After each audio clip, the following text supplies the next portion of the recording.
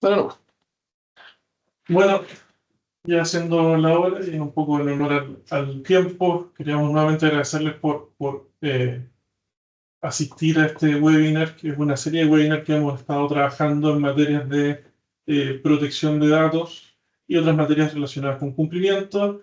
Eh, dos cosas de housekeeping nomás. Hay una sección, esto es cómo funciona Teams.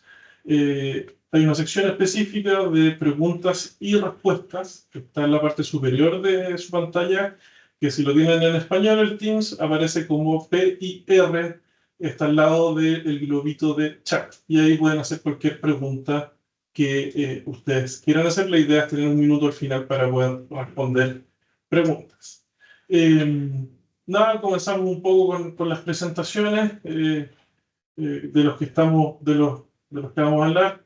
Le doy ahí la palabra a Ángel para que pueda hacer su presentación. Bueno, hola a todos. Como dice Eduardo, muchas gracias, ¿cierto?, por tomarse un tiempo para estar aquí con nosotros en este webinar. Me presento, si no nos conocen, yo soy Ángel Anguita, soy CTO, ¿cierto?, en Anguita Osorio y estoy a cargo de todo lo que es consultoría en datos y ciberseguridad en el estudio. Soy ingeniero civil telemático, magíster de la Santa María y además durante toda mi carrera me he dedicado mucho a lo que es Compliance Tech. Trabajé, ¿cierto?, en Bank of America, donde mi desarrollo fue más que nada en tecnología dedicada al compliance y a la supervisión de trading. Y después me fui a trabajar en Amazon, donde también de hecho trabajé en temas de compliance de temas de la legislación californiana para la protección de datos y para después volver, ¿cierto?, a trabajar en Guito Osorio, donde decimos, llevamos varios años ya apoyando a nuestros clientes en todo lo que es datos, ciberseguridad y gobernanza en general. Bueno, me presento yo muy rápidamente. Yo soy Eduardo Anguita, yo soy abogado, un poco, ambos somos socios fundadores del estudio. La idea siempre fue ocupar la expertise de ambos, un poco en servicio a nuestros clientes.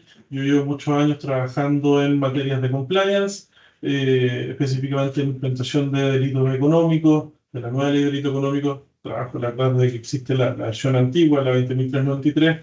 Y por supuesto, ahora que han surgido estas nuevas legislaciones, hemos comenzado a trabajar con nuestros clientes en materias de protección de datos. Entonces, dicha esa breve introducción, lo que queremos conversar con ustedes hoy es específicamente el título de la presentación, es en torno a 5 pilares. ¿Por qué 5 pilares? Porque creíamos que, o qué es lo que es y no es esta presentación. Lo que sí es una hoja de ruta, es un análisis de qué hacer. La idea es entender qué hay que hacer para tener un programa de cumplimiento, cómo hay que hacerlo y quién debe hacerlo. La idea es dar una mirada, ojalá lo más amplia posible, para que los que están presentes puedan entender un poco más de qué se trata la implementación de un programa y, por supuesto, cómo sostenerlo en el tiempo. Así que eso es esta presentación. Lo que no es una descripción de la ley. Ya hemos tenido un par de vueltas haciendo eso. Si alguien tiene dudas ahí más legales, encantado de tener una conversación, pero la idea de hoy es que sea todo bastante práctico. Así que, bueno, comenzamos con el primer pilar. El primer pilar nosotros lo denominamos gobernanza de datos y responsabilidad.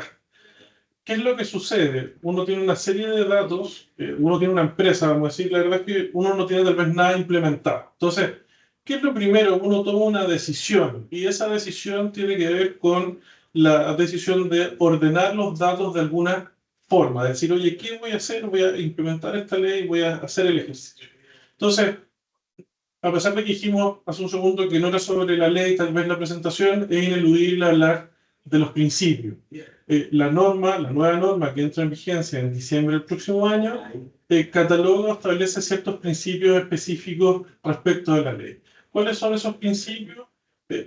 Son esencialmente ciertos principios que regulan cómo uno debe tratar los datos. Entonces habla de licitud, vamos a hablar de las bases de licitud en un segundo, habla de finalidad, que es decir, oye, tú para usar tus datos debe tener algún sentido. Yo siempre tomo el ejemplo, que tal vez ya lo están arreglando, en Chile nosotros a veces incluso lo que hacemos es pedir, por ejemplo, el root para todo, el root para comprar en el supermercado, el root para pedir un número en, para pedir un número en la farmacia. Es decir, nosotros tenemos una cultura de mucho uso de datos. Entonces, la finalidad nos pide una minimización. La proporcionalidad es lo mismo, es decir, hay que usar los datos para aquellas cosas que son necesarias. Calidad es que hay un tema de mantener los datos personales íntegros aquí, temas de principio de continuidad operacional. Eh, y luego, en los otros principios que Ángel va a comentar también, está seguridad, es decir, que cuando uno tiene levantados los datos, como lo vamos a hablar ahora, debe mantenerlos seguros. Transparencia, que es decir, que uno debe decirle al mundo, a los terceros respecto a los datos que tú tienes, debe ser capaz de explicar cuál es su uso, y eso está en las bases del instituto, y vamos a hablar de eso también. Transparencia e información, es que aquí hay distintos actores, también está el actor que es la Agencia de Protección de Datos, que va a hablar un poquito de ella, que hay que comunicarse. También resulta que si uno tiene una brecha de seguridad, es necesario también comunicarlo. Entonces creo que es interesante, uno ve estos principios y dice, bueno, parecen todos muy buenos, parece todo muy válido. La pregunta que yo tengo como organización es, ¿cómo los voy a cumplir? Está marcado la responsabilidad probablemente como uno de los más importantes para efectos de esta presentación, siendo que todos son importantes, en el sentido de que efectivamente aquí uno de los actores principales en la ley es el responsable de los datos. El responsable es aquel que tiene datos personales de terceros en su empresa, y por lo tanto es aquel que está sujeto a los deberes que vamos a conversar más adelante. Entonces, eh, comenzando muy sencillo, ¿qué es lo primero que debería hacer? Bueno, la lógica aquí, nosotros hablamos primero de una decisión. ¿La decisión cuál es? La decisión cuál es efectivamente tomar, decidir hacer un programa de implementación. Ese programa de implementación, ¿qué es lo que, de hecho, aquí hay una novedad en el sentido de que justo ayer salió el reglamento de Contraloría, o está en Contraloría, toma razón, el reglamento respecto que justamente a la documentación esencial de un programa completo. Algunas cosas interesantes de qué es lo que contiene este programa. Contiene una política de tratamiento de datos, es decir, tú debes tener estipulado cómo vas a tratar tus datos. Lo otro interesante es que estipula específicamente que debes tener un registro de tratamiento. Probablemente una de las cosas más interesantes es lo que habla del DPO, o el encargado de protección de datos, que es que tú decides tener un programa de prevención de infracciones en materia de protección de datos. Lo que tienes que hacer es, obligatoriamente, si es que quieres tener el programa, porque el programa no es obligatorio, lo que debes hacer es nombrar un DPO.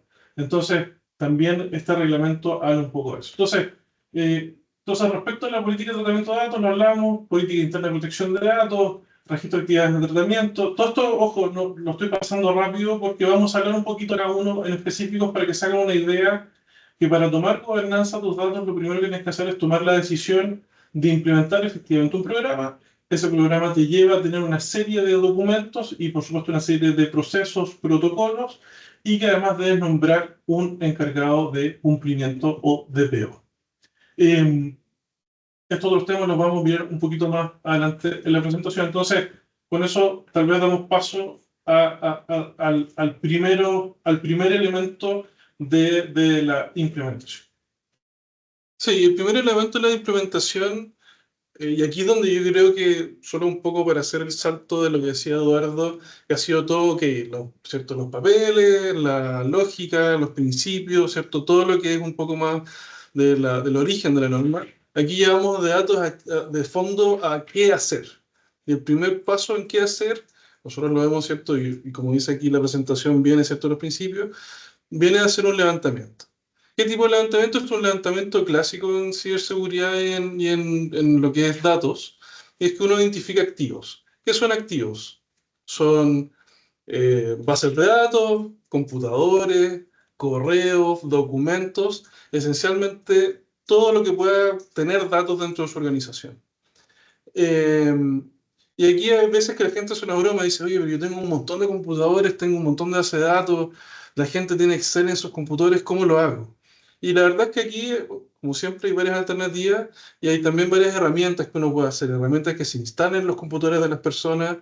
Yo siempre doy el ejemplo, que un ejemplo tal vez cercano a la gente del mismo Microsoft 365, ¿cierto? Donde si tú tienes un cierto nivel de licencia, que es un nivel de licencia empresarial, incluye este tipo de herramientas que te permite hacer un escáner general de los datos que están en los computadores de las personas, donde tú puedes detectar automáticamente por medio de inteligencia artificial información, ¿cierto? De datos personales.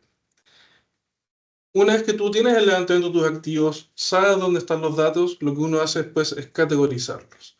Es decir, ¿son datos personales? Sí o no, ¿cierto? Obviamente estamos enfocados en datos personales y además hay que hacer un análisis adicional si son datos sensibles. ¿Qué son los datos sensibles? Yo tengo aquí un poquito abajo aquí mi torpedo. Datos de salud, perfil biológico, biométrico, origen étnico, o sea, cualquier cosa que sea de personal de la persona y que la persona probablemente no va a estar publicando al mundo usualmente, sino que son datos esencialmente privados. Entonces, le decía, levantamos los activos, categorizamos, recolectamos los datos dentro de los activos, los categorizamos y después hacemos un levantamiento de flujos. Y esto no quiero asustar porque la gente dice levantamiento de flujos, tal vez nuevamente abrumador. Digo, no, levantamiento de flujos de recolección de datos personales. Es acotado lo que vamos a estar trabajando con datos personales. Y que me preguntan ya, ¿qué es un flujo? ¿De qué estamos hablando? Quiero que imaginen tal vez las áreas de la empresa. Un área clásica que le pega a todas las empresas recursos humanos. Entonces, si tú tienes un área de recursos humanos, estás recolectando tal vez currículums, estás recolectando información de tus empleados. Si tienes un área comercial, estás recolectando data de tus clientes. Si tienes un área tal vez de consultoría, lo mismo, recolectando datos de clientes. Incluso puede que estés recolectando datos del negocio de un cliente que incluye datos personales. Entonces la idea es que tú además tengas una visión de, ok, estos son los datos que tengo, estos son el tipo de datos que tengo respecto a lo que son datos personales y de dónde los estoy sacando. Y estas cosas, como digo, muy del punto de vista de lo que vamos a hacer. Aquí vamos a hablar un poquito más adelante de qué ocurre con eso. Entonces, esto es una matriz de levantamiento. Esto es un poco para que se haga una idea. Tú dices, como ya, ¿y cómo se ve esto? Piensen tal vez en lo más básico, ¿cierto? Una tabla, un Excel, donde tú dices, mira, yo tengo este dato, vive aquí, lo tengo guardado acá. Y además yo aquí puedo empezar a enriquecer esta información. Con información, por ejemplo, con la finalidad del tratamiento, que te lo exige la ley. O sea, yo obtuve este dato para algún objetivo. Una base de licitud, que voy a hablar mucho más en detalle de las bases de licitud que nos entrega la ley para poder tratar los datos. Los plazos de retención. Hay que empezar a pensar en si el dato lo puedo tener para siempre, lo voy a tener una cantidad de tiempo. Todo está relacionado con los principios, ¿cierto? Que sea razonable lo que estoy haciendo. Y este es el primer paso, el inventario. Entonces, y uno rápidamente el inventario, y un poco tomando esta idea de este pilar de gobernanza. Entonces, con este primer paso que uno toma de levantar un programa de prevención de infracciones, nombra su DPO y hace el levantamiento, como dice Ángel, uno, por ejemplo, instala tal vez el software que te permite determinar qué datos personales están en los computadores, tienes algún grado de claridad respecto a tus flujos, ya sea tu proceso de contratación, tu proceso de ventas, del CRM, la información que tienes en tu CRM, el conocimiento de los proveedores, es decir, tú vas viendo los distintos aspectos de donde tú tienes tu data personal. Eh, ¿Y qué es lo que sucede? Es que tú con esto haces un registro de actividades de tratamiento. El registro de actividades de tratamiento hay que imaginarlo finalmente en que entonces tú tienes tu programa, son todas tus políticas, y tú tienes este documento base, que es el levantamiento del que acaba de hablar Ángel, que finalmente te dice todos los datos personales que están en tu empresa, tú tienes una foto.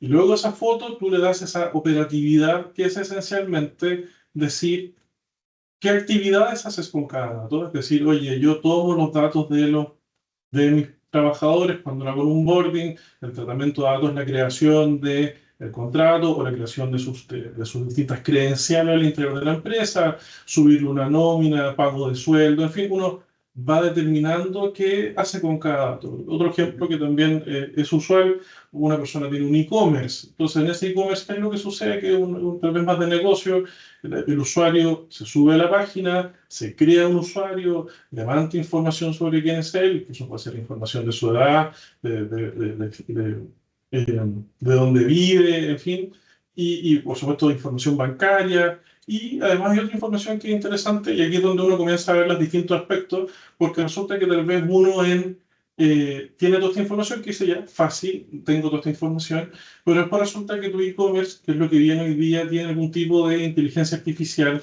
y puede hacer perfiles tal vez del comprador. Ya se hace, por supuesto, hace mucho tiempo con las cookies, que es que tú sigues a este comprador por tu página, incluso por páginas que están después fuera de tu ámbito de acción, y puedes ver su conducta comercial. Y con esa conducta comercial tú puedes hacer un perfil de ese comprador. Y a él le gusta comprar estas cosas, este tipo de ofertas que está buscando, en fin. Eso también es dato personal. Y de hecho el dato de perfiles es un dato especialmente importante porque la ley está preocupada. Entonces, uno cuando comienza a pensar en estas materias, uno comienza a decir, ya, entonces yo tengo mi lista, mi levantamiento inicial, tengo mi estructura, tengo todo lo que yo hago, y luego también tengo entonces un registro de cómo trato mis datos. Esto es, por supuesto, la base de cómo yo gobierno todo esto.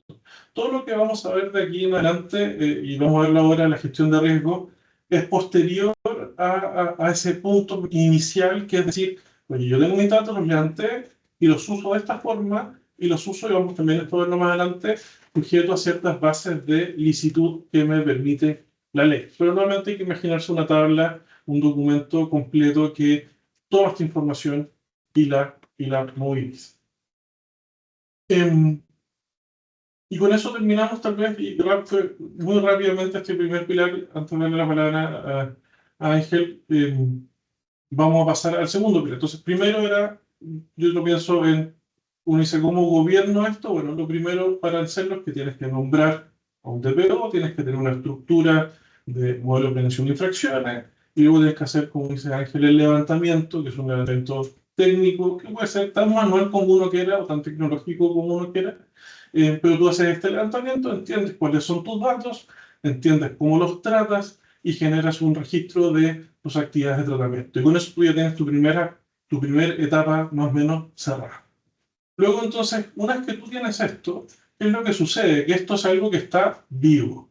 Tú, efectivamente, como todos los programas de cumplimiento, esto nos pasa para distintas cosas, nos pasa con delito económico, nos pasa con ciberseguridad y va a pasar también con datos, es que, ¿qué es lo que a veces termina sucediendo en estas normas? Es que hay mucho esfuerzo y mucho foco en el levantamiento. Y después lo que sucede es que la gente queda como cansada del levantamiento y dice, uff, estoy listo, levanté. Ya, guardemos esta tabla de registro de actividades de tratamiento, guardemos el levantamiento en un cajón y sigamos como si nada pasara. Esto es algo que todas las leyes modernas, la verdad, están en contra. Hablando modernas, estamos hablando de las leyes de los últimos 10 años. En Chile han un poco avanzado hacia una visión más bien muy proactiva del cumplimiento, más que una visión reactiva como tal vez podría haber sido anterior. Entonces, lo primero que eso establece, eso lo que vamos a hablar ahora, es las evaluaciones de impacto. Entonces, tú tienes que gestionar esto que está habido y tienes que evaluar los riesgos. Uno de los elementos que te exige la ley, y de hecho la ley quedó de una forma bastante, estas leyes tienen este elemento, la ley es particularmente sensible a que tú no hagas evaluaciones de impacto. ¿Qué es una evaluación de impacto?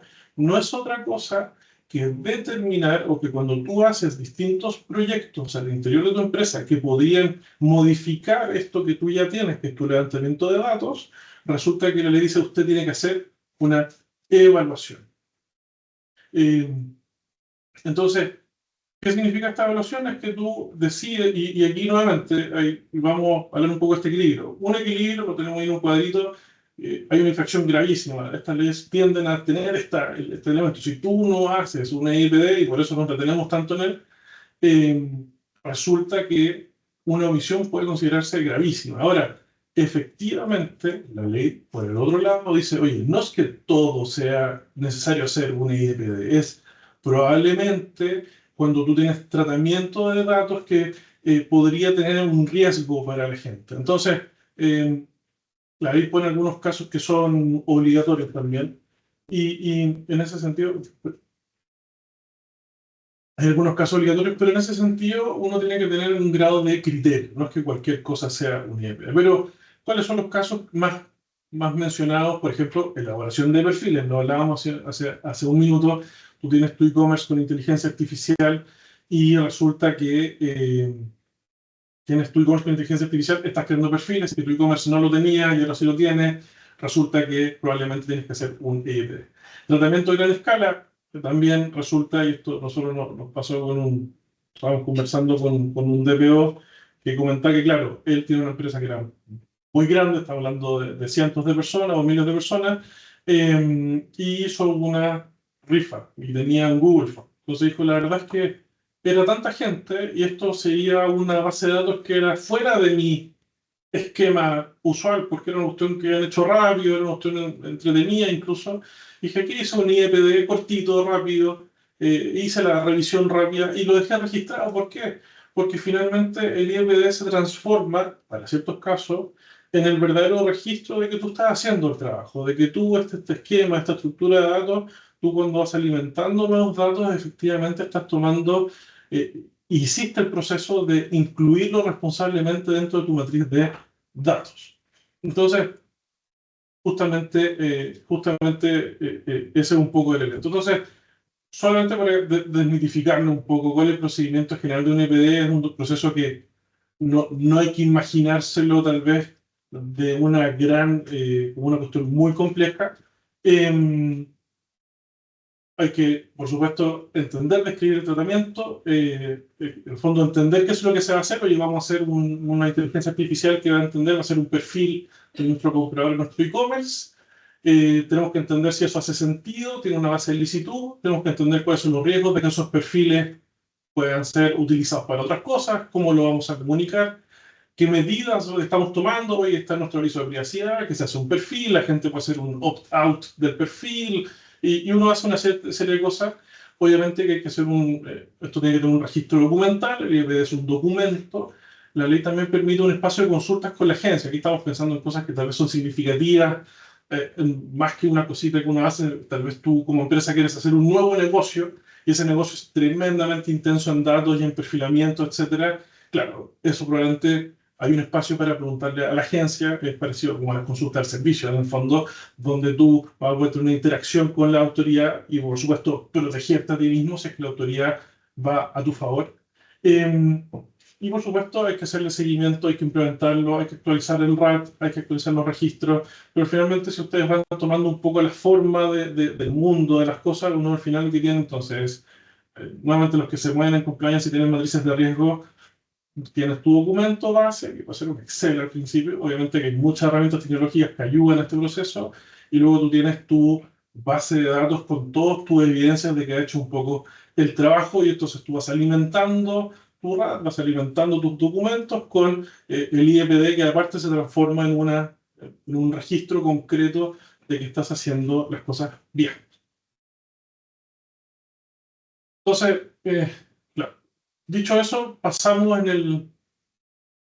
y te doy la palabra, Ángel. Pasamos entonces al siguiente paso. Entonces, lo primero decíamos, esto es muy interno. Lo que primero que digo yo es, oye, yo hago nuevos negocios, yo estoy avanzando. Ahora la pregunta es qué pasa respecto al mundo exterior y cómo uno gestiona eso. Claro, entonces, Eduardo lo menciona súper bien. Uno hace este levantamiento, tiene sus políticas y como que tiene su mundo, ¿cierto? Y luego dice, oye, tengo que ir creciendo este mundo porque yo hago negocio, lo que sea, hago análisis de impacto. Y luego, ¿qué pasa? Que la otra pata es que alguien intenta entrar, ¿cierto?, a este mundo que yo creé, donde tengo todo un poco cercado. Y aquí uno hace parte del principio de seguridad de los datos, ¿cierto? Entonces, adicionalmente, la ley nos pone un deber de reportar, ¿cierto? En el caso de un incidente. En el fondo, si yo detecto, y aquí hay varios pasos, si yo detecto que hubo un incidente en el cual se expusieron datos personales, yo estoy obligado a informarle a la agencia. Y aquí hay varias preguntas que no están poco claras porque la agencia no está conformada aún, pero podemos hacer tal vez un paralelo con lo que ocurre con la agencia de ciberseguridad, donde hay un portal, hay un encargado, esto va a ser probablemente muy similar, va a haber un portal y un encargado que va a ser en este caso el DPO, que va a tener que informar de lo que ocurrió en un cierto incidente. ¿Y qué consiste una respuesta a incidente? Esto es algo también muy típico en lo que es manejo de infraestructura software o manejo de infraestructura de computadores, donde uno tiene que tener algún tipo de capacidad de detección. Primero, por supuesto, no puedo decir nada si es que no detecto que me atacaron. Contención, evaluación de riesgo y luego notifico. Y obviamente tengo que poder recuperar la información o proteger los sistemas. Esto es muy técnico desde el punto de vista tal vez de informática. Aquí no quiero tal vez nuevamente ser demasiado así como usted tiene que ir a comprar inmediatamente un gran software de seguridad. Hay que medir los riesgos. Todo esto viene de un análisis de riesgo, de dónde está la información, cómo la estoy guardando, cómo la estoy respaldando, pero lo que sí es importante es la actividad misma de la respuesta a incidente. La respuesta a incidente, si uno la intenta de hacer en el momento, usualmente no va a salir como tiene que salir. Uno tiene que estar preparado, uno tiene que tener un manual, tiene que tener un paso a paso de cómo va a ser la respuesta a incidente. Y además uno tiene que tener su comité de incidentes. Esto también lo menciono siempre porque es una lección aprendida en el tiempo para mí cuando me dedicaba ¿cierto? Más a sistemas. Eh, la pregunta es la siguiente. Yo tengo un comité, hay un ataque, hay un leak de datos, ¿qué hacemos? Es 18 de septiembre que se nos viene. La pregunta número uno, la gente que está en la playa, ¿tiene que volver de la playa? Y si yo no me he preparado para esto, no he pensado esto en anticipación, la gente decir, no, pero es que yo estaba en otra cosa. Entonces uno tiene que entender muy claro y tener la responsabilidad muy clara. Oye, si hay un ataque y hay que informarle a la agencia, ¿cierto?, de protección de datos, la gente tiene que estar en la oficina en 2 horas, porque tenemos que hacer un comité de emergencia. Ese tipo de cosas son las cosas que uno conversa con antelación y las tiene preparadas. Claro, me adelantó un poco, ¿cierto? Uno tiene que tener un manual donde activa, ¿cierto? El comité de emergencia, evalúa qué pasó, qué no pasó, con la información y las herramientas que tenga, se analiza si es que hubo pérdida de datos personales, donde se debe informar o no a la Agencia de Protección de Datos, y gestiona las notificaciones, que bueno que lo tenemos mencionado aquí. Uno cuando es atacado y hay compromiso de datos personales, también está obligado a comunicar a la gente cuyos datos personales fueron comprometidos. Entonces, nuevamente, otro paso para tener una preparación clara. Fondo uno no se va a poner a escribir el mensaje que le va a mandar a las personas en ese momento. Uno debería tener un mensaje armado, guardado en una carpeta. Entonces, en el día que determinamos que es correcto, que hubo un ataque, lo certificamos técnicamente, lo informamos y además lo informamos a la agencia y lo informamos a la gente que tuvo compromiso de sus datos.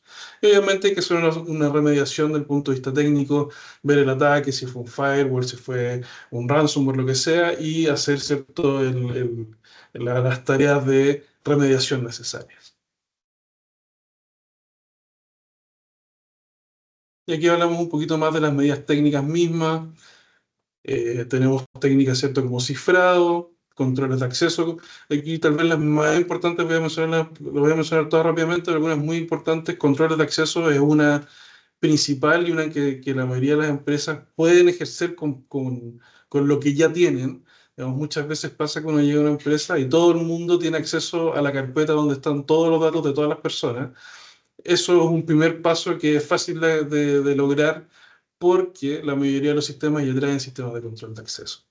Seguridad en redes también es algo que es común que si usted tiene un tercero, por ejemplo, que ya le hace sus redes, probablemente ya tiene esto cubierto, pero también el llamado es a no confiarse. Hay que decir, cuando vayamos más adelante, hablemos de la responsabilidad del DPO, es una de las cosas a auditar, por ejemplo. Pedir las listas de acceso que tiene su seguridad de redes y sistemas.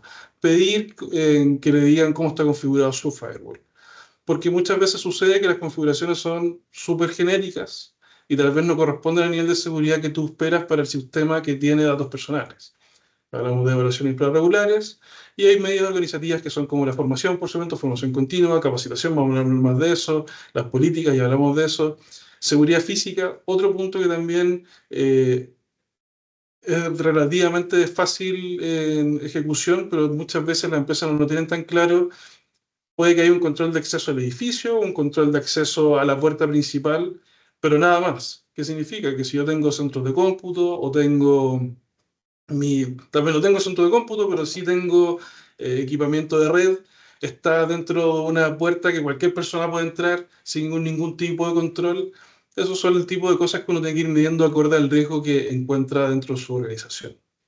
Y, por supuesto, protección del diseño por defecto, que vamos a hablar un poquito más adelante de eso.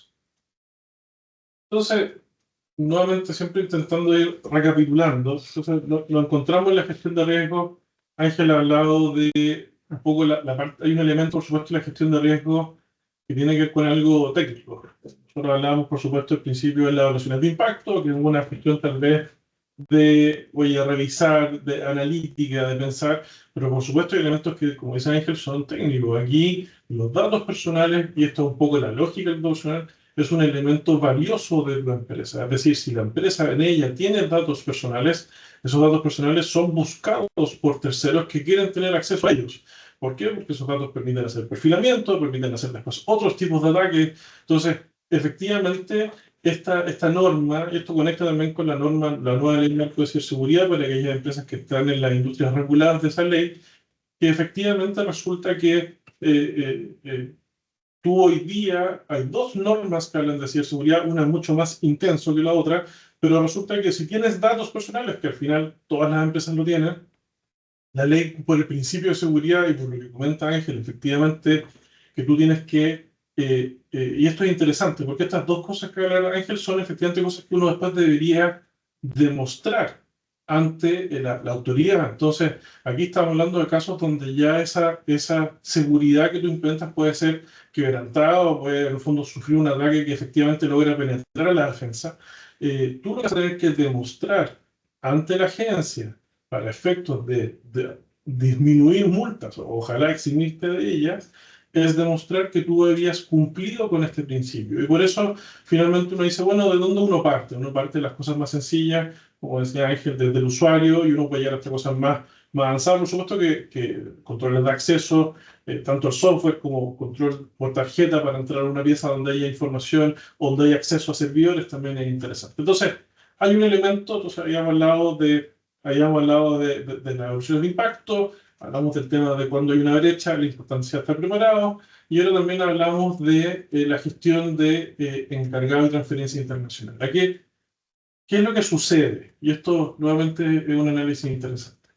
Tanto como dices tú, y esto nos pasa también en otras áreas de implementación de cumplimiento, que uno, efectivamente, la empresa existe, está en el mundo, y a esa empresa la rodean otros stakeholders que son muy cercanos, y uno, por supuesto, son los proveedores. Entonces, ¿qué es lo que sucede con muchísimas empresas? Es que ellos no hacen nada con sus datos, sino que más bien un tercero los gestiona. Entonces, una empresa que terceriza toda su gestión de talento y todo lo que tiene que ver con contratación. Resulta que esa empresa está tratando datos personales que pueden ser, a su vez, de la empresa. Eh, nos pasó con un cliente que lo fuimos a ver que para él ingresar a la oficina, lo que tenía que hacer era poner la cara, tenía un registro biométrico. Entonces la pregunta que le hicimos, bueno, ¿sabes dónde está ese registro biométrico? Los registros biométricos resulta que además son datos sensibles, entonces tienen un tratamiento especial. Eh, ¿Hay algún acuerdo entre y eso? Y aquí es donde la ley dice, mira, cuando un tercero, cuando esto que tú levantaste como datos personales de tu empresa, que tú ya los tienes identificados, sabes cómo los estás tratando, resulta que uno de los tratamientos lo tiene un tercero, tú debes firmar un contrato con él, un documento que es un acuerdo de tratamiento de datos o DPA. Entonces, nos pasa ahora otro ejemplo, empresas, ahora hay muchos prestadores de servicios, nos pasa también a los abogados que te están vendiendo inteligencia artificial. Te dicen, oye, yo voy a implementar inteligencia artificial, fondo, hecha la medida para ti y usted no se preocupe. esa persona está tratando tus datos personales. Entonces, la gente va a subir información personal, datos de la empresa. Entonces, la pregunta siempre tiene que ser, ¿cómo ese tercero ocupa tus datos personales? Entonces, ¿qué es lo que esto puede ser dentro de un contrato? O bien puede ser un contrato aparte. Siempre la idea es que uno va a tener, y aquí uno se da cuenta, uno mentalmente va armando esta foto de cómo se ve tu programa. Tú tienes tu corazón, que es el RAT, tu levantamiento de datos. En un lado tienes todas tus políticas, al lado de eso tienes todos tus EIPD, es decir, tú has hecho, cada vez que has hecho crecer esta lista, tú has hecho el trabajo de entender si es que esa gestión de datos es segura o no, y has tomado tus medidas necesarias. Y luego lo que tú haces en este caso es que para cuando en tu revisión de cómo tratas los datos aparece que hay un tercero involucrado, tienes también tu contrato con ese tercero para que ese tercero, en el fondo, obligarlo a que lo use en la forma en que tú has estipulado, y ahí está el objeto del encargo, nuevamente, la duración, cuál es la finalidad, todo lo mismo que tú harías para ti, se lo pides a ese tercero. Entonces, parte de la gestión de implementación de un programa de cumplimiento de datos, de un modelo de prevención de infracciones, tiene que ver justamente con eso, con entender no solamente a ti mismo, sino a que aquellos proveedores que pueden estar tratando datos personales de los cuales tú eres el responsable, pero que un tercero los trata. Solo tal vez para agregar una cosa interesante aquí, porque no lo hablamos porque no quisimos dar tan detalle de la ley, ¿cierto? La ley comienza a actuar el diciembre del 26. Eh, Pueden ver que es un montón de trabajo, así que adelantarse no tendría nada de malo, pero aquí yo veo un quick winner. Tú hoy día vas a estar contratando nuevos servicios, servicios que tratan datos personales, sin hacer nada de lo que hemos hablado hasta ahora. Esto es una cosa que tú deberías empezar a hacer sí o sí hoy día. O sea, cada vez que traigas un nuevo proveedor, deberías estar preguntándole, oye, ¿para qué no hagamos otro contrato en un año? Hagamos el contrato de acuerdo al tratamiento de datos, hagámoslo acorde a la nueva ley, y además también aprovechas el impulso, digamos, porque probablemente si alguien está haciendo un tratamiento de datos para ti, va a estar sujeto a la ley de ciberseguridad como sujeto obligado que presta servicio de infraestructura a terceros. Entonces tú puedes inmediatamente aprovechar de hacer un contrato que incluye las dos leyes que van a estar normando esto hoy día.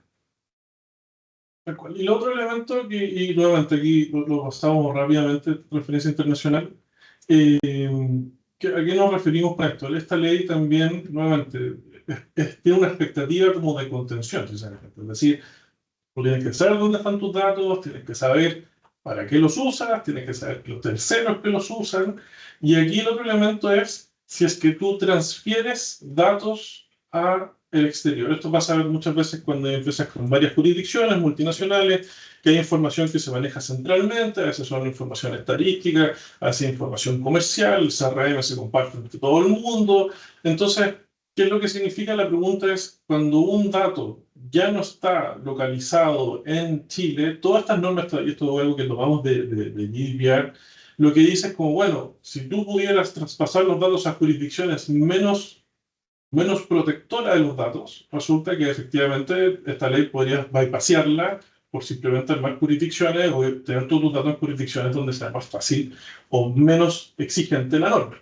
Entonces lo que dice es que si tú transfieres los datos, deben haber garantías adecuadas, debe haber un contrato nuevamente, debe haber, obviamente que debes tú asegurar el nivel de protección necesario. Entonces tú puedes hacer un contrato o puedes hacer una jurisdicción donde los datos estén debidamente protegidos. Nuevamente, más que entrar muy en detalle en cómo funciona la transferencia internacional, porque eso da para su propia conversación, basta decirle que efectivamente parte de la implementación y parte de cómo uno sostiene estos programas es que tú tienes que entender entonces no solamente los terceros que tratan tus datos, sino que también entender dónde están alojados esos datos. Están la gente que tiene el sistema en la nube, si están en Estados Unidos, si están en Estados Unidos, si están en qué estado están, si están en Europa, cosa de poder tomar las decisiones correspondientes. Se ha hablado mucho de esto y esto es algo que tal vez va a mover a medida que avanza un poco la norma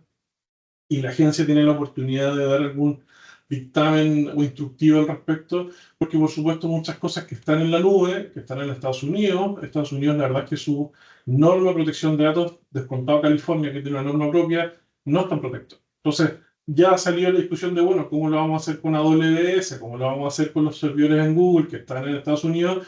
La verdad es que obviamente que todas estas empresas multinacionales, yo trato de llevar un poquito a la cordura, las empresas multinacionales están súper preparadas para esto, están enteradas, usualmente sus contratos contienen las cláusulas correctas para aseguramiento de protección de datos.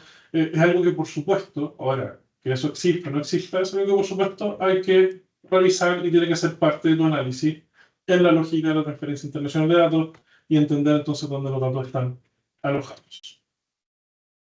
Entonces, con eso pasamos al tercer pilar. Cerramos ya la lógica de gestión de riesgos.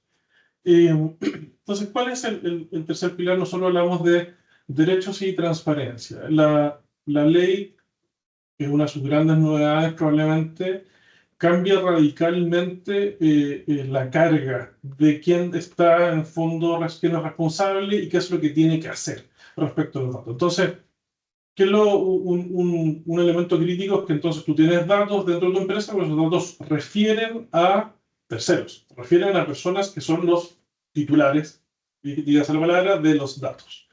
Entonces, tú, como parte de tu proceso, como parte de gestionar este programa, tienes que tener claro que esos terceros tienen ciertos derechos sobre la información que tú tienes al interior de la empresa y que ellos tienen derecho a hacerte ciertas solicitudes respecto de ello.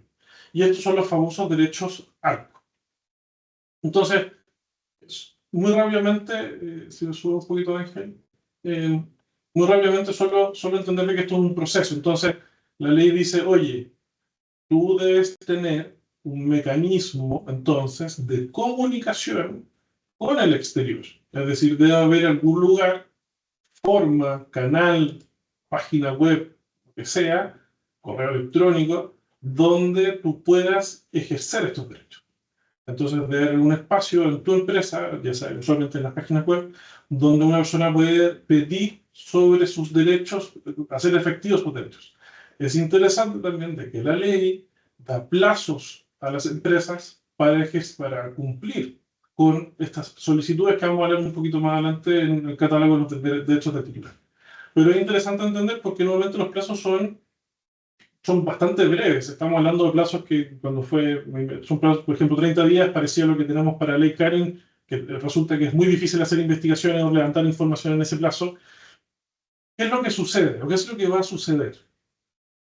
Esto es aquí ya hablamos de derechos y los derechos tienen sus obligaciones, por lo tanto, las empresas, esto ya nos salimos un poco del manual de prevención de infracciones, esto es una obligación de las empresas. Las empresas van a tener que poder proveer este servicio, vamos a decir, van a tener que poder proveer respecto a los derechos ARCO a quienes lo soliciten. Si no lo haces, va a ser una falta y va a ser sancionable. Si no cumples dentro del plazo, va a ser una falta y va a ser sancionable. Entonces, ¿qué es lo que significa? Y ahora sí podemos bajar al catálogo. ¿Qué es lo que significa esto? Que cuando haya una solicitud de los derechos del titular, que vamos a hablar de ellos en un segundo, el plazo es tan breve que lo que debes hacer es tener claridad respecto a los datos personales. Y aquí hay un elemento, por supuesto, que es técnico, tener claridad respecto de tú cómo vas a cumplir en caso que te soliciten esa información. Entonces, el primer derecho es el derecho de acceso. Ellos están a preguntar, oye, mis datos, pero aquí esto es persona natural, en el caso mío es como Eduardo Anguita, ¿qué de sus datos que ha presentado en esta empresa están siendo tratados y cómo? Entonces, tú tienes tu e-commerce, tienes tu usuario, tienes tu RAT, tienes todas tus cosas ordenadas. Entonces, la pregunta es que cuando te llegue una solicitud de una persona natural, esto tiene que estar más o menos claro. Es decir, tú tienes que tener algún tipo de sistema para poder cumplir dentro de esos 30 días. 30 días, por supuesto, que dar espacio para empresas de cierta dimensión que sea manual, pero una vez tienes empresas que miran al público bastante más grandes o pueden tener miles de solicitudes o decenas de solicitudes, lo más probable es que aquí hay que automatizar. ¿Cuáles son los derechos? Se ha hablado harto de ellos, pero los mencionamos rápidamente. Está el derecho al acceso, que yo puedo pedir que me digan cómo están tratando mis datos. Yo siempre pongo el mismo ejemplo.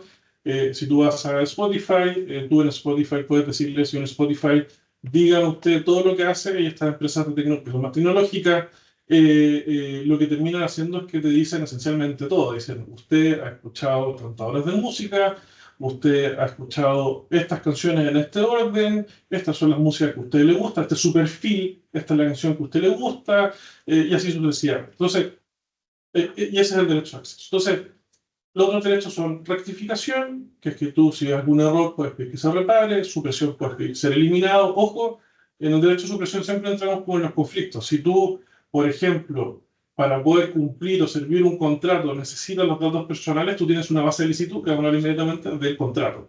Pero si alguien te pide eliminar el dato y que le sirva el contrato, es incompatible. El derecho de supresión puede terminar tener consigo que se termine la relación contractual, y eso es parte de las cosas que hay que determinar. Derecho de oposición es que pueden decir, oye, no traten mis datos de esta forma. Decisión automatizada, lo hemos hablado mucho respecto a los perfiles, que no hagan un trato automatizado a los datos cuando navega. Aquí también las políticas de cookies son típicas del análisis. Derecho de bloqueo, es decir, y este es interesante porque este es que tiene el plazo más breve, es decir, oye, quiero que por mientras yo reviso esto, tú suspendas el tratamiento de datos y respecto a esa persona hay que bloquear. Y eso normalmente requiere un elemento técnico. Y portabilidad es, oye, yo todos mis datos quiero ser capaz de que tú me los des en un formato que yo después pueda de alguna forma transportar a otra parte, usualmente un documento, un Excel o un documento tipo base de datos. Entonces, esa es un poco la lógica respecto a ese. Entonces, hay un procedimiento, nuevamente muy rápido, lo hablábamos un minuto, tú tienes que tener una forma de gestionar esto. La única forma de estar preparado, tienes que ser capaz de hacer el acuse-recibo, y aquí es donde uno comienza a decir, tal vez un correo puede ser, tal vez al principio, el mínimo, nos pregunta mucho por cuál es el mínimo posible, es un correo, pero la verdad es que rápidamente eso puede transformarse en algo muy manejable. Hay que entender si es que la persona que te pide los datos es efectivamente la persona que es titular, hay que verificar, hay que buscar los datos. Eso, la verdad es que no lo puedes comenzar a hacer apenas te llega la solicitud, lo tienes que tener más o menos establecido y, por supuesto, comunicar la regla. Entonces, el mundo de gestión de terceros por el derecho ARCO es algo que se ha hablado harto, pero probablemente es uno de los grandes desafíos de la norma. Y lo otro, que probablemente esto es uno de los elementos más críticos respecto al uso de datos, es los principios, o el principio de licitud exige, y lo hablábamos respecto al RAT, hemos hablado la verdad es que bastante de ello. Esta ley lo que pide o lo que cambia esencialmente, y creo que esto es importante repetirlo sin profundizar mucho en la norma, es que nuestra norma históricamente lo que tiene hoy día vigente es una primacía de consentimiento como una forma de licitud del uso del tratamiento de datos. Es decir, ¿qué era lo que la gente buscaba? Buscaba el consentimiento, es decir, que tú dijeras, sí, quiero que uses mis datos. Como ese consentimiento, y en la ley actual ese consentimiento puede ser, no es tan rígido, entonces puede ser muy amplio, con muchos fines, entonces la verdad es que lo que se usaba mucho era el consentimiento. ¿Qué es lo que sucede ahora? Es que el consentimiento debe ser libre, específico, informado e inequívoco. Entonces, la ley lo que hace ahora es achicar ese espacio del consentimiento, y por lo tanto lo que sucede es que el consentimiento pierde un poco la primacía, lo que tenía antes de un poco de ser el primero a elegir de las bases de licitud. La buena noticia es que, la buena noticia es que hay más fuentes de licitud ahora. La licitud se ha aumentado su ámbito de acción, entonces, el consentimiento, que lo hablamos un segundo, lo otro es una ejecución de un contrato, lo hablábamos hace un segundo respecto a la oposición.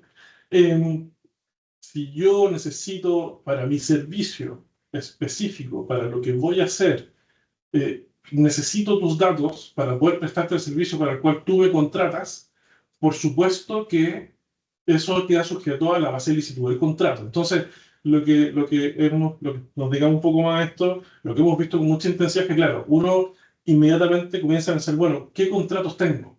Y cuando uno hace este análisis que hablábamos al principio de los datos y del rato, uno dice ya, ojalá la mayor cantidad de cosas que yo haga estén dentro de la ejecución de un contrato, porque eso es probablemente uno de los más obvios. Obviamente hay cosas de obligación legal, empresas que están reguladas, o sea, empresas de seguridad, empresas de fintech, en fin, hay una serie de obligaciones legales que efectivamente, casos de seguridad privada, por ejemplo, tienen que tener, hay un caso donde los guardias tienen que tener cámaras personales y tienen que guardar eso por 120 días. Bueno, la ley dice, bueno, esto es una obligación legal de guardar ese dato personal y por lo tanto eso es lo que te autoriza a guardar ese dato.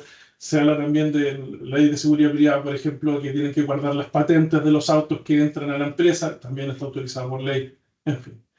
Em, Interés legítimo es interesante porque es probablemente el más genérico de todos, es una ponderación, esa es la ponderación del interés, entonces nosotros lo hemos revisado cuando uno en Europa recibe un mail un spam, uno recibe un mail de marketing, lo que dice al final el mail de marketing es que esto es el interés legítimo de llevar las mejores ofertas a la mayor cantidad de personas. Entonces, ¿qué es lo que sucede? Que lo que dice la ley es que debe ser un interés real, lícito, y aquí es donde hay espacio para la ponderación y tal vez para pensar tal vez aquellas cosas que tal vez no puedan entrar o en la ejecución del contrato o en el consentimiento, la obligación legal, usualmente uno termina mirándolas desde el interés legítimo y hace una ponderación de dónde podría ser eso. Los otros dos son más, un poco más estáticos, efectivamente que tú para tu defensa de tus derechos, estamos hablando de casos penales, estamos hablando de casos de leyes laborales, por ejemplo. Obviamente tú puedes usar datos personales para aquella persona. En el fondo no es que porque hagas una demanda laboral te van a demandar de vuelta porque ocupaste datos personales. La verdad es que, o porque haces una querella, te van a demandar porque ocupaste datos personales. Estas cosas, en la base de licitud del uso es efectivamente el ejercicio del derecho a defenderse. Y obviamente esto también se ha usado mucho en los órganos públicos, grandes fuentes de información, el Poder Judicial, en fin, también es una base de licitud. Lo único importante entender, y esto cambia un poco las reglas del juego, es que la ley dice, ok, información de órganos públicos o información que era pública, lo importante es que esa información no se puede usar para un fin distinto que aquella para la cual originalmente se hizo pública. Entonces resulta que páginas, no vamos a hablar de codificador o bases de datos del Poder Judicial que no se usan para aquellas cosas que son judiciales, puede que sea un tema.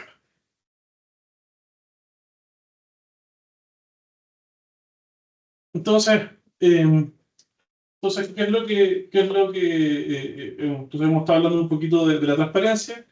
Eh, la ley exige, ya habíamos hablado también del nuevo reglamento que está a punto de salir, exige que uno, si tiene un modelo de prevención de infracciones, nombre un encargado. Y ese encargado efectivamente es también el punto de contacto. Entonces, uno de los elementos, entonces ¿qué es lo que estamos hablando? Estamos hablando de las dos partes. Entonces tú tienes, lo hablamos respecto a los derechos ARCO, entonces hay una serie de derechos ARCO, esos derechos ARCO le dicen, son la forma en que el tercero interactúa contigo, tú, cuando interactúa contigo el tercero, tú tienes claro que esa interacción y ese uso de sus datos personales están sustentados en una base de licitud, pero luego dice ya, y del lado de la empresa, lo que sucede es que la empresa tiene que tener su estructura de interacción. Y la estructura de interacción es por medio del DPO, puede haber un encargado distinto, puede haber una serie de canales de comunicación, pero efectivamente aquella persona que es delegado de protección de datos es una persona que queda designada. De hecho, la norma, ahora que salió el reglamento, dice si tú, por ejemplo, nombras a una... Primero, lo que hizo este reglamento es primero aclarar algo que más o menos teníamos claro, pero que terceros fuera de la empresa pueden ser DPO. Lo segundo que dice es que personas jurídicas pueden ejercer ese servicio, pero sí dice que si una persona jurídica lo hace, lo pongo en el ejemplo de esta transparencia, tienes que decir qué persona física dentro de la persona jurídica va a cumplir ese rol. Entonces, efectivamente, como parte de este esquema que tú tienes que tener en tu mente, entonces ya hemos hablado de todas las cosas que hay que tener, lo otro es que hay una persona y esa persona es el punto de contacto y tiene que tener la capacidad de relacionarse con terceros, por ejemplo, derechos ARCO. Y lo otro es, por supuesto, la agencia de protección, en lo que mencionaba Ángel, respecto a en casos de brechas. Entonces, vamos al cuarto pilar. Y lo hemos hablado también un poquito antes, no hemos adelantado. Efectivamente, todos estos cambios y toda esta estructura va a requerir un cambio organizacional. Tiene que haber una cultura de cumplimiento, tiene que haber una cultura de capacitación. De hecho, nuevamente el reglamento que salió no está publicado, sino que, por así decirlo, se filtró ayer, habla específicamente de esto, habla de que deben haber capacitaciones, de que la gente debe tener esta cultura de cumplimiento, de que efectivamente tiene que haber un cambio de conciencia, porque lo que termina sucediendo, y lo mencionábamos al principio, en Chile hay una cultura más bien históricamente deficiente desde la perspectiva de los datos, donde hay muchísimo uso de datos que tal vez no corresponde usar. Entonces, resulta que los pilares, obviamente esto conversa completamente con los que ya tienen compliance o tienen delito económico, algún otro tipo de plan de cumplimiento, top from the top, es decir, la más alta administración tiene que estar comprometida con esto, tiene que entenderlo, por supuesto, tiene que entender cuáles son los efectos. Si se dan cuenta en esta presentación no hemos hablado de las multas todos los que están acá más o menos saben que son más bien siderales y que si uno llega a la multa de ahí sí ya estamos hablando de más de $1.000.000. Entonces, el perfil de riesgo respecto al incumplimiento se hace un poco más fácil tal vez. Entonces, lo que tiene que hacer el directorio es entender el nivel de riesgo y entender que esto es importante y dar ese tono desde arriba. De haber un programa de capacitación, y esto es algo bastante nuevamente de la tierra, hay que sentarse con la gente, hacer la presentación, explicarle cuáles son las políticas, tal vez explicarle tal vez solo el MPI, decir, oye, esto es nuestro programa, y después ir y hablar con la gente en específico, hacer grupos más pequeños, tener un plan de capacitaciones. Obviamente las políticas tienen que ser accesibles, y en este caso, claro, las políticas, muchas de ellas también como refieren a terceros que no son parte de la empresa, tienen que tener una sección de políticas de uso de datos que tienen que ser accesibles por otras personas o por terceros que puedan acceder, por ejemplo, a tu página de internet. Comunicación continua. Obviamente que esto tiene que ser un parte de un ongoing, lo hablábamos al principio, que la gente se queda solo en el primer pilar, levantaba su información y se queda tranquila y cerraba ahí. La verdad es que eso no puede ser. Incentivo y consecuencia, esto es muy importante porque lo menciona específicamente el reglamento. Tiene que haber algún tipo, y nuevamente nos va a obligar, ya lo hemos hecho con varias normas, vamos a tener que de nuevo modificar contratos de trabajo, de nuevo vamos a tener que modificar reglamentos de orden interno de higiene y seguridad, porque tiene que haber sanciones. Es decir, si alguna persona resulta que, ¿qué es lo que termina sucediendo? Porque obviamente que hay, solo quiero decir, si una persona utiliza mal los datos, o se los lleva, o los utiliza de una forma que no es correcta, tiene que esa persona hacerlo al margen de las instrucciones de la empresa. Pues nos pasa harto, por ejemplo, y esto es algo que va a comenzar a suceder ahora, nos pasa harto con la gente que va y se lleva, por ejemplo, las bases de datos de un comercial, se lo lleva a otro lado. Entonces, en sentido y consecuencia, es interesante nuevamente y es parte de las cosas que hay que traer. Canales de denuncia, internos, derecho a arco, nuevamente está el ICARI, está el hito económico. Resulta que los canales de denuncia, a medida que han salido todas estas leyes, se vuelven más y más en instrumentos que son, no quiero decir obligatorios, pero esencialmente es un elemento que si tú hoy día tienes un canal de denuncia, que es solo un email, probablemente estás quedando un poco, estás trabajando con algo que no te ayuda y probablemente es necesario tener un elemento un poquito más tecnológico. Hay muchísima oferta, por supuesto, en eso, en torno a cómo gestionar todas las denuncias que te llegan. Yo creo que un poco en honor al tiempo vamos a avanzar de este punto. Sí, también en honor al tiempo vamos tal vez a hacer una mención muy breve de privacidad del diseño. Eh, ¿A qué se refiere esto? Más que nada se refiere al momento que uno crea un proyecto, parte de un proyecto, similar a lo que hablamos ¿cierto? Del impacto. Uno considere la protección de datos personales dentro del diseño.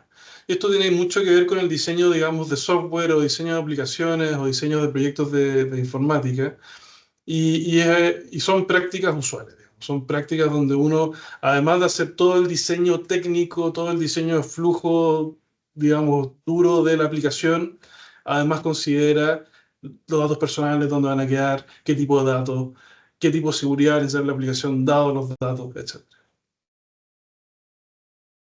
Y por último, revisión y actualización continua. Nuevamente lo vamos a hacer muy rápido. Este es un proceso que hay que hacerlo. Una vez que uno lo levanta, atendido la inversión de tiempo probablemente que va a necesitar esto y por supuesto una inversión económica por parte de la empresa en torno a los distintos sistemas que hay que implementar.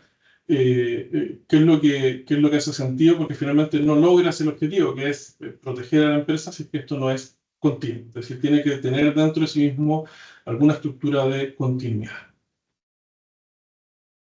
Entonces, gestión de terceros, que yo creo que esto lo vamos a hacer nuevamente muy rápido porque ya en lo último ya hemos hablado muchísimo muchísimos de ellos, pero es interesante eh, porque efectivamente hemos hablado de distintos terceros, hemos hablado del tercero, la persona titular de los datos, y ya creo que me detuve en su minuto y me repito nomás de que efectivamente hay terceros que son proveedores, y esos son los gestión de contratos con encargados. Lo menciona Ángel también respecto a los quick wins. No esperemos a diciembre del 2026 para comenzar a hacer nuestros DPA. Es algo que puedes comenzar a hacer al tiro y te prepara muchísimo porque ya estás pensando con tiempo en cómo funcionan tu gestión de datos. Entonces, bueno, hablamos de estrategias de transferencia internacional de datos. Nuevamente nos adelantamos un poco en esta y vi que hay una pregunta ahí de datos. Aprovecho de transferencia internacional, aprovecho de responderla. Respecto a las transferencias, ¿qué es lo que... y me detengo al final. Uno efectivamente uno tiene muchos proveedores de afuera. Entonces, ¿qué es lo que tiene que distinguir acá? Primero, es la primera, no sé si la primera vez, pero es una oportunidad importante para verse los términos y condiciones de tu tercero proveedor, si es un proveedor tecnológico, en fin. La pregunta ahí que hace Victoria es reemplazar de otros proveedores internacionales, eh, porque ellos en sus términos y condiciones va a aparecer cómo usan tus datos. Y en esos términos y condiciones va a aparecer en dónde están guardados. Y si no aparece, la obligación de la empresa es preguntarle a tu proveedor, oye, yo tengo esta obligación legal, ¿cómo lo hago?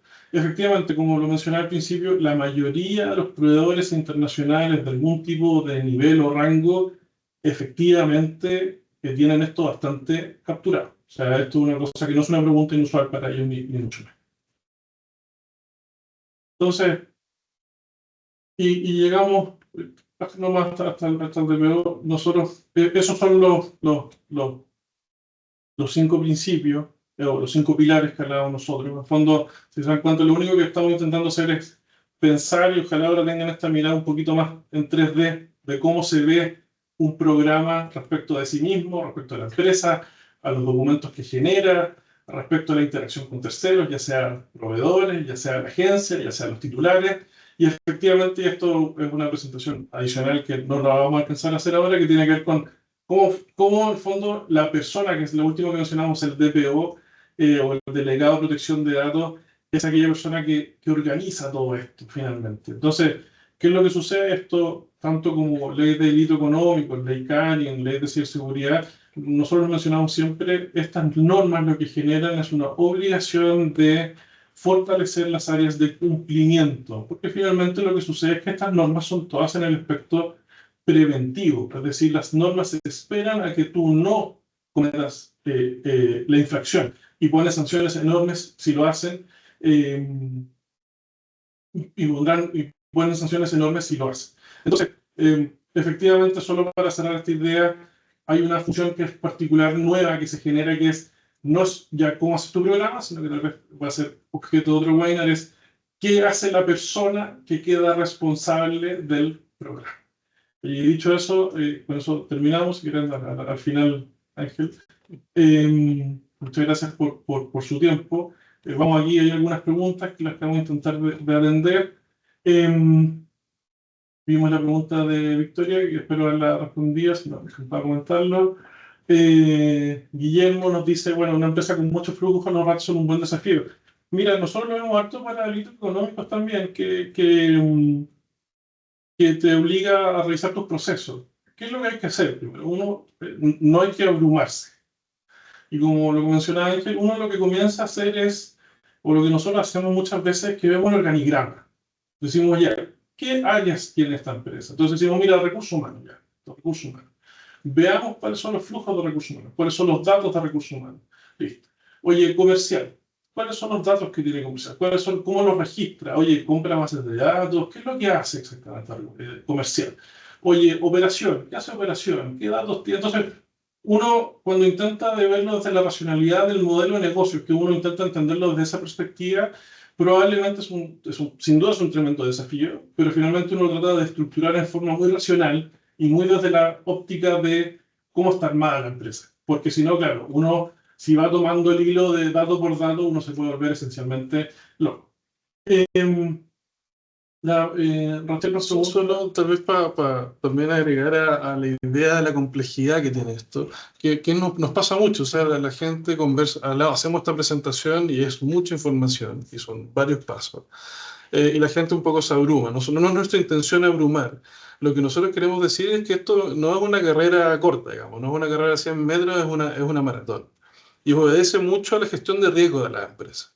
O sea, tú esencialmente partes, haces esto, intentas de obtener los quick wins, cuáles son nuestras más malas prácticas. O sea, oye, estoy consiguiendo currículums desde una base de datos que compro, ok, o estoy intentando obtener afiliados comerciales de una base de datos que compro, tenemos que parar esa práctica inmediatamente.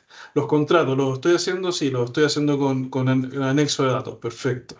Y después, dentro de una gobernanza de riesgo, una gobernanza de datos, vas avanzando diciendo como, ok, vamos a implementar algunos sistemas de defensa, vamos a hacer nuestro RAT, ¿cierto? Vamos a ver nuestras bases de licitud y uno va avanzando. Es ilógico pensar que de la noche a la mañana esto va a estar completamente listo. Uno va construyendo, ¿cierto?, su gobernanza, va construyendo levantamiento hasta llegar a un punto donde está en completo cumplimiento. Yo voy a la siguiente pregunta de Roxel. Dice, ¿de dónde debe salir la matriz de la gerencia de riesgo o confeccionada por el área eh, que ejecutará el cumplimiento de privacidad? Entonces, la verdad es que esto nos pasa también en todos tipos de compliance, como quién debería hacerlo. Obviamente que cualquier área al interior de la empresa podría hacerlo, que yo creo que el área de riesgo está súper bien posicionada. Las áreas de riesgo muchas veces ya conocen los procesos o los tienen mapeados y por lo tanto son aquellos que probablemente tendrían mejor capacidad de hacerlo. Por supuesto que, como ven, es un tema que es más bien técnico, que obviamente que hace sentido, un poco lo que nosotros vemos como la ley es nueva, todo esto es nuevo, por supuesto que hace sentido tener algún tipo de asesoría especializada en el tema. Pero efectivamente, no sé si hay una gerencia en específico. Lo que nos tiende a pasar a nosotros es las empresas vienen y lo solicitan, no tienen un área, o hacen un área de cumplimiento que es la que acompañamos, porque después va a ser la que hace las funciones de DPO. Entonces, nuevamente, no sé si hay un llamado específico, pero sí, obviamente, el llamado primero es a comenzar a hacerlo y a comenzar a trabajar en la materia. Hay un poco de tiempo todavía, se dan cuenta, es harto trabajo, que es lo que la experiencia comparada nos dice. Nosotros estuvimos viendo el caso de España, que dieron también un buen tiempo, de hecho dieron más tiempo, antes de que entrara en vigencia la ley, y una vez que entró en vigencia, claro, si uno llega, y esto tal vez ustedes que van a ir a hablarlo con sus directorios, uno llega a 2 meses antes, un mes antes, 2 semanas antes de que la ley entre en vigencia a revisar estos temas, van a darse cuenta que es un poco tarde. Entonces, por supuesto que el llamado es a pensarlo con tiempo, hacerlo de una forma que no sea un obstáculo para la organización y para seguir haciendo el negocio. Yo creo que ese es un poco el mensaje. Y Guillermo, nada, mi más sentido, intentado conversarlo también. Sí, no, solo lo que dice Guillermo es una posibilidad, o sea, y aquí depende mucho del tamaño de sus empresas. Si tienes una empresa grande, con múltiples flujos de información, donde la información se convierte, y quiero que lo consideren también muy del negocio, o sea, si ustedes dicen, oye, si yo pierdo todos mis datos personales hoy día, ¿mi negocio puede seguir funcionando? ¿Sí o no? Y la respuesta es no, y es muy probable que es no. También tienen que pensar en la inversión asociada a este tipo de cosas. Hay múltiples plataformas, no sé si hacerle marketing a todas las plataformas, pero voy a volver a la Microsoft, que ya le hice promoción, supongo. Por ejemplo, Microsoft tiene una plataforma que se llama Purview, que te permite tener un catálogo en un sistema con con todos tus sistemas y además hacer un doble clic, ¿cierto? Donde tú dices, mira, este sistema tiene estos datos personales. Y como ese hay muchísimos. Entonces también es una oportunidad de decir, ok, tal vez si tengo una empresa que es eh, muy compleja o muy grande, sí agregar tecnología para ayudarte a manejar la complejidad, porque si no se escapa de las manos. Muchas veces nosotros cuando hablamos de cumplimiento en todas estas dimensiones, se habla de este desafío imposible que se ha transformado en compliance, pero todos los desafíos imposibles finalmente tienen esta lógica, que te obligan a innovar. Cuando tienes, dice, yo sé que tengo muchísimos procesos, como dice Guillermo, tengo oficinas, clientes, en fin, es una empresa compleja. El desafío entonces es pensar estratégicamente y probablemente, y eso hay que utilizarlo sin duda, y es parte de lo que nosotros entendemos como un elemento esencial, es efectivamente echarle mano a la tecnología. Aquí tenemos la suerte tal vez que GDPR existe hace mucho tiempo, por lo tanto hay un mercado muy robusto de soluciones GDPR. Entonces, que son traspasables, por supuesto, a Chile, porque nosotros copiamos la norma, no al 100%, pero en buena medida. Entonces, efectivamente, es parte de la estrategia cuando uno ya hace el levantamiento, decir, ya, ¿cómo voy a manejar estratégicamente, racionalmente esta complejidad? Oye, y un poco ya al tiempo, y entiendo que no tengo ninguna pregunta más. No, estamos ok, les queremos agradecer muchísimo por su tiempo. Agradecer, nos preguntan si vamos a dar la presentación. La respuesta es sí. Vamos a estar, vamos a estar compartiendo esto en formato presentación para que lo puedan tener. Hay una encuesta para los que puedan hacerla. También, si nos siguen en LinkedIn, vamos a estar subiendo, vamos a estar organizando más de estas cosas si quieren estar conectados. Así que nuevamente, muchas gracias por su tiempo y por su atención. Gracias a todos.